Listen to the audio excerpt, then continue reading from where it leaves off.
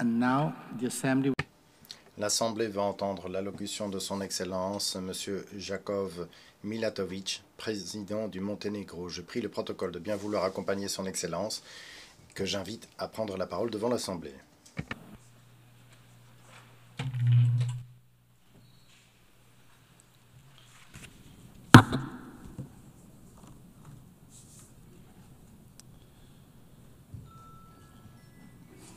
Mr. Speaker, Excellencies, Monsieur le Président, Excellences, Mesdames et Messieurs, permettez-moi d'adresser mes chaleureuses félicitations à Son Excellence Annalena Baerbock pour son élection à la présidence de la 80e session de l'Assemblée générale.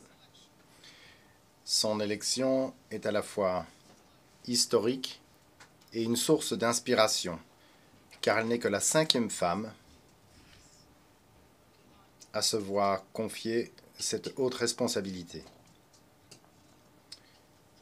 Nous nous souvenons de Vijaya Lakshmi Pandit, originaire d'Inde, qui s'est exprimée au nom d'une Asie libérée, d'Angie Brooks, diplomate et juge libérienne, qui a défendu les droits des petits États et des femmes en Afrique.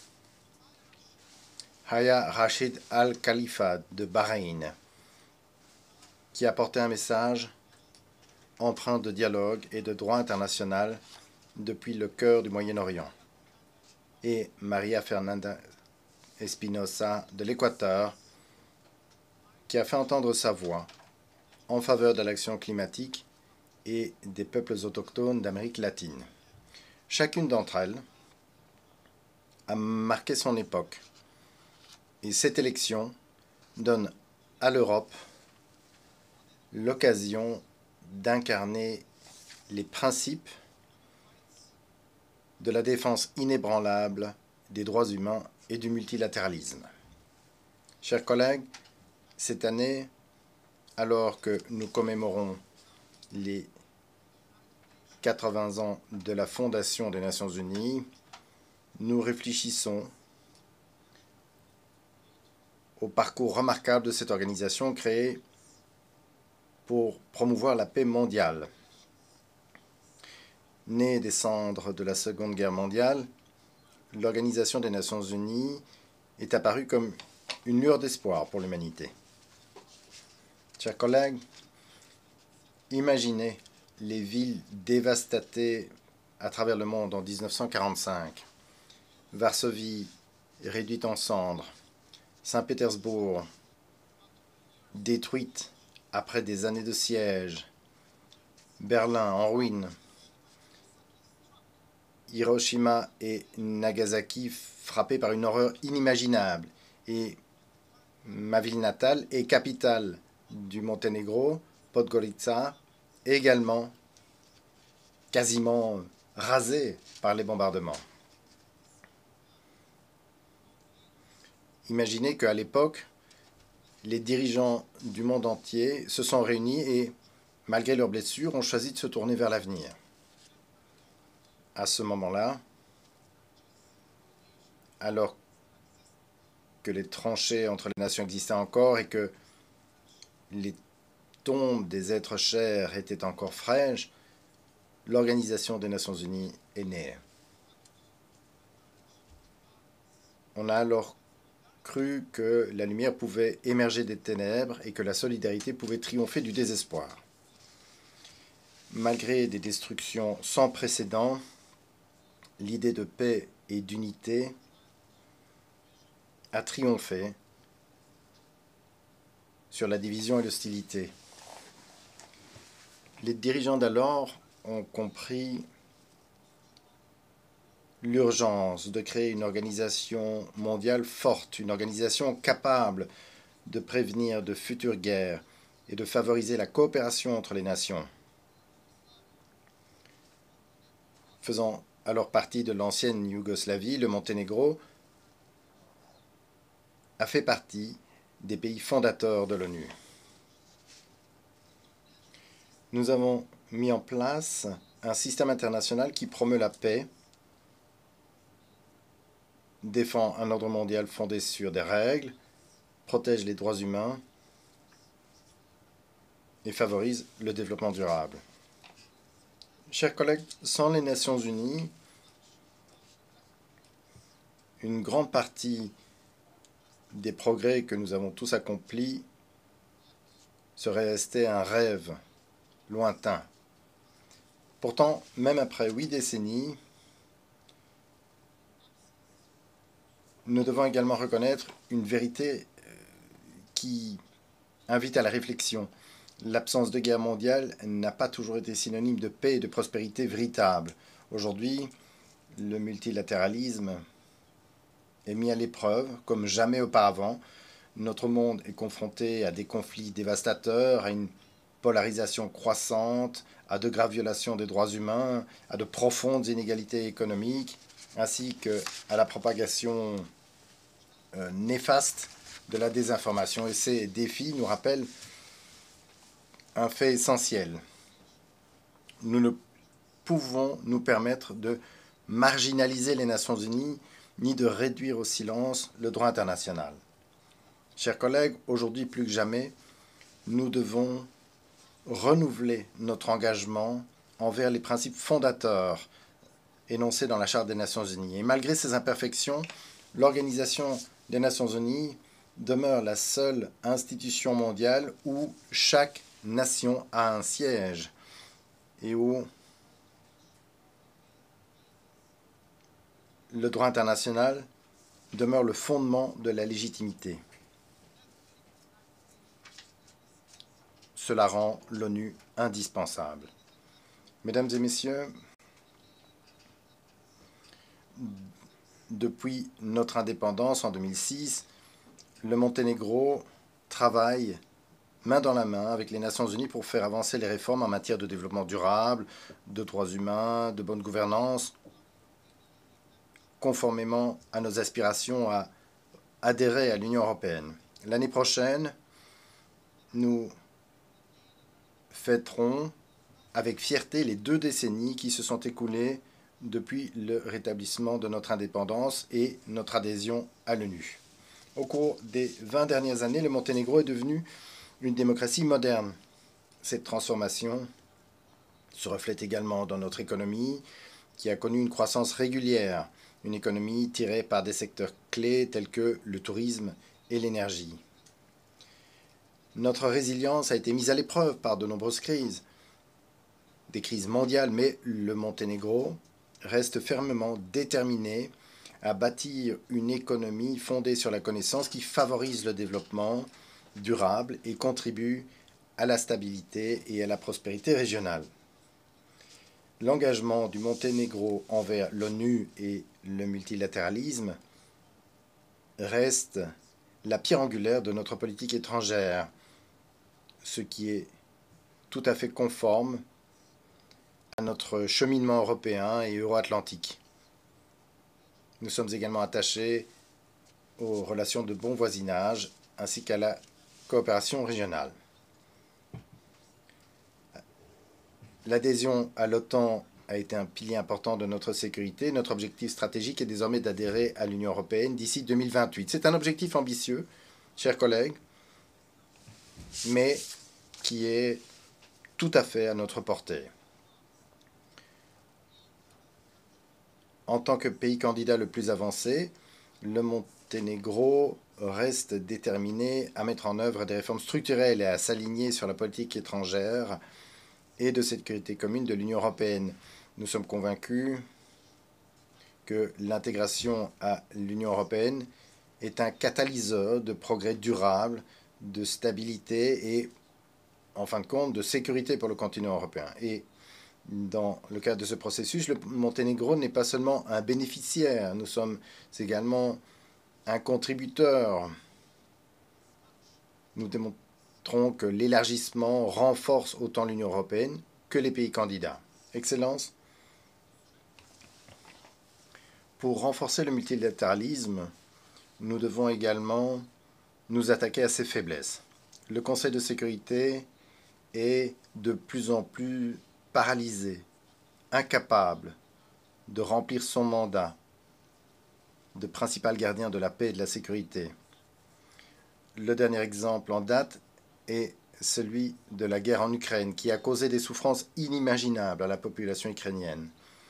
Le Monténégro salue les efforts diplomatiques de la communauté internationale, des efforts menés par les États-Unis qui visent à parvenir à une paix juste et durable. Nous espérons sincèrement que ces efforts seront couronnés de succès. Dans le même temps, le Monténégro est profondément préoccupé par les souffrances humanitaires subies actuellement par le peuple palestinien à Gaza. Nous appelons à un cessez-le-feu immédiat. Le Monténégro a également fermement condamné l'horrible attaque terroriste perpétrée par le Hamas le 7 octobre 2023. Et nous demandons la libération inconditionnelle de tous les otages. Le Monténégro a toujours été favorable à un règlement pacifique du conflit israélo-palestinien, une solution fondée sur la solution des deux États, en pleine conformité avec le droit international et les résolutions pertinentes des Nations Unies. Nous avons approuvé la déclaration de New York sur le règlement pacifique de la question palestinienne et sur la mise en œuvre de la solution des deux États. Chers collègues, mesdames et messieurs les délégués, le Monténégro appuie pleinement la mise en œuvre du Pacte pour l'avenir ainsi que du compromis de Séville, un engagement mondial renouvelé en faveur du financement du développement durable. Ce sont des étapes importantes dans le renforcement de notre capacité collective à relever des défis au niveau mondial. Nous estimons également que le deuxième sommet mondial pour le développement social, qui se tiendra prochainement, doit aller au-delà de la réflexion et de l'analyse et proposer des solutions concrètes qui permettront d'améliorer la vie des populations partout dans le monde. Mesdames et messieurs, en 1991, le Monténégro est devenu, avec fierté, le premier État écologique au monde. Une étape importante qui a été la proclamation de notre engagement durable envers les principes les plus élevés de protection de l'environnement, de préservation de la nature et de recherche du développement durable. Le programme à l'horizon 2030 demeure notre boussole en matière de développement durable. Le Monténégro est fier d'avoir été l'un des premiers pays à intégrer tous les objectifs de développement durable dans son cadre national, il y a près de 10 ans. Une autre étape importante dans la mise en œuvre du programme à l'horizon 2030 a été la création du Fonds d'accélération des ODD, un mécanisme puissant de financement des objectifs de développement durable. Mesdames et messieurs, pour le Monténégro, la priorité est claire. Créer les conditions qui permettront à nos jeunes de construire leur avenir chez eux, en leur offrant la chance de s'épanouir, en insistant sur la valeur du savoir et en garantissant un accès égal à l'éducation. Nous nous efforçons de réduire les inégalités et de donner aux citoyens les moyens de réaliser leur plein potentiel. Les changements climatiques doivent être combattus à l'échelle mondiale et de toute urgence. Il ne s'agit plus seulement d'avertissements lancés par des scientifiques. Nous constatons des inondations qui engloutissent des villages et des villes, des incendies qui détruisent des forêts, des champs, des maisons. Retarder une action plus décisive à l'échelle internationale revient à jouer avec la vie des générations actuelles, mais également futures. Chers collègues, les changements technologiques rapides, et en particulier l'essor de l'intelligence artificielle, doivent être exploités de manière sûre, responsable et inclusive. La technologie doit être un cadeau pour l'humanité qui lui un cadre qui lui permette d'évoluer. Elle doit être développée et guidée par le sens de la responsabilité sociale et elle doit être au service du bien commun. À l'échelle mondiale, les droits humains et les libertés fondamentales continuent de faire face à de sérieux défis. Si des progrès significatifs ont été accomplis dans la promotion des droits des femmes depuis la déclaration de Beijing, il reste toutefois beaucoup à faire. À cet égard, le Monténégro est pleinement attaché à l'égalité des genres. Nous avons harmonisé nos politiques nationales avec les meilleures normes internationales. Nous avons renforcé les institutions qui se consacrent à la protection des droits des femmes et nous avons encouragé le leadership des femmes à tous les niveaux dans notre société. Excellences, alors que nous célébrons aujourd'hui 80 années de réalisation commune, notre tâche collective consiste à réformer l'Organisation des Nations Unies et à la préparer aux défis et aux opportunités de l'avenir. Les critiques adressées à l'ONU ne concernent pas uniquement l'organisation elle-même, mais aussi tous les États membres. Car c'est nous qui l'avons créée, qui la guidons et qui avons la responsabilité de la consolider. C'est pourquoi le Monténégro soutient fermement l'initiative de réforme du secrétaire général ONU 80. Elle ne doit pas être considérée comme un simple exercice bureaucratique, mais plutôt vue comme un engagement solennel, celui de rendre les Nations Unies de demain plus souples, plus efficaces. Au cœur de ces efforts, nous devons retrouver les 3 piliers de l'ONU, la paix et la sécurité, le développement durable et les droits humains. 3 piliers qui constituent le fondement de toute action de l'ONU. Pour conclure, chers amis,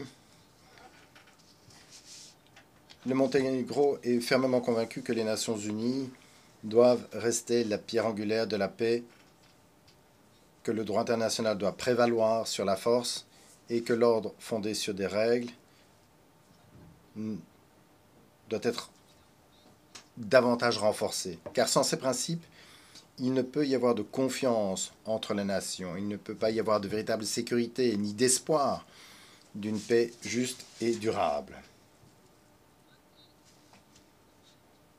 Je souhaiterais, pour finir, citer l'écrivain le plus célèbre de notre région, lauréat du prix Nobel, Ivo Andrić, qui, dans son chef-d'œuvre « Le pont sur la Drina », a écrit, je cite, « De tout ce que l'homme érige et construit dans son désir de vivre, rien n'est à mes yeux meilleur et plus précieux que les ponts. Ils sont plus importants que les maisons, plus sacrés que les temples, car ils appartiennent à tous et sont égaux pour tous. » Chers collègues, cette vérité intemporelle nous rappelle que les ponts ne sont pas seulement des structures de pierre, mais également des structures de paix. C'est le dialogue qui construit les ponts, et ce n'est que grâce à ces ponts que les nations peuvent avancer vers la paix. Notre tâche n'est pas d'être les héritiers passifs de l'histoire, mais les bâtisseurs d'un héritage meilleur. Et donc que les 80 prochaines années des Nations Unies ne soient pas des années d'hésitation, mais de courage et de solidarité. Guidé par ces valeurs, le Monténégro continuera à construire des ponts, à renforcer le dialogue et à œuvrer sans relâche pour un avenir de stabilité, de progrès et de réussite commune, en parfaite adéquation avec l'esprit et la mission même des Nations Unies. Je vous remercie de votre attention.